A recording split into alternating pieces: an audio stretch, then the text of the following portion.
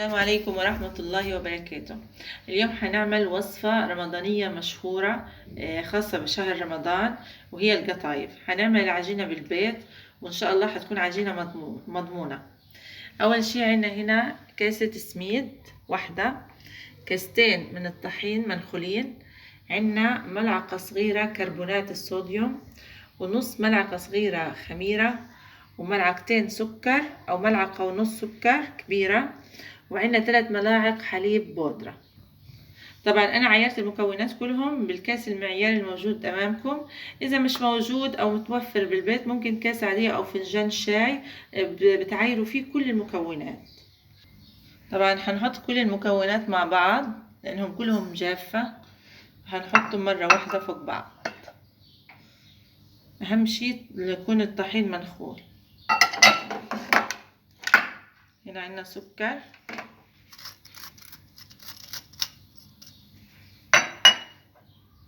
حليب البودرة، خميرة، وكربونات الصوديوم. هنخلط مكونات مع بعض.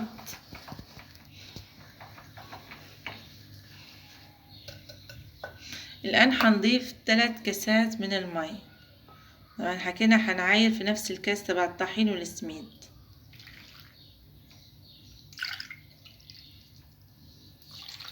ثلاث كاسات.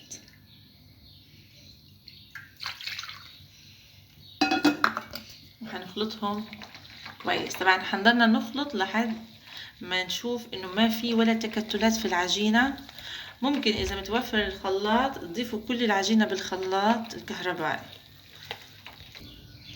طبعا ضفنا 3 كاسات من المية. الان هضيف نص كاسة مية ساخنة او اقل من النص بشوي. طب ليش ضفناها بالاخر؟ علشان نخلي كربونات الصوديوم تتفاعل معنا او تعمل معنا هيك زي رغواء على وجه العجينة. طبعا مية ساخنة ما بين المغلية وما بين الدافية، وبنخلط كويس خالص معنا عشان نمنع التكتلات الموجودة بالعجين.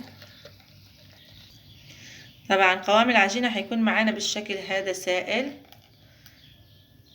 هيك بكون العجينة مظبوطة معانا. ما نخاف لما نشوف العجينة هيك زي المية معانا، لا، هي القطايف بدها تكون العجينة سائلة معانا.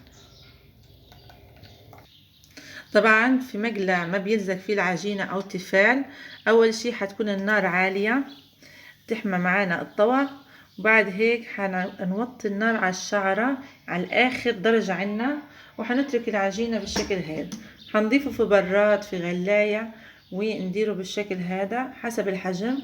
بدك اياه صغير كبير متوسط، انت بتتحكمي في العجينة.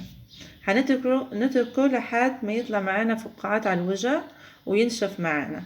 بتشوفوه الآن.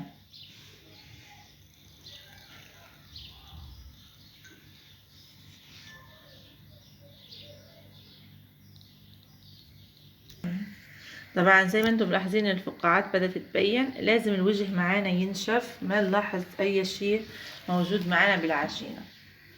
طبعا عجينة القطايف ما بتنقلب على الوجه التاني، بس بتضلها زي ما هي وبنطلعها على فوطة نظيفة.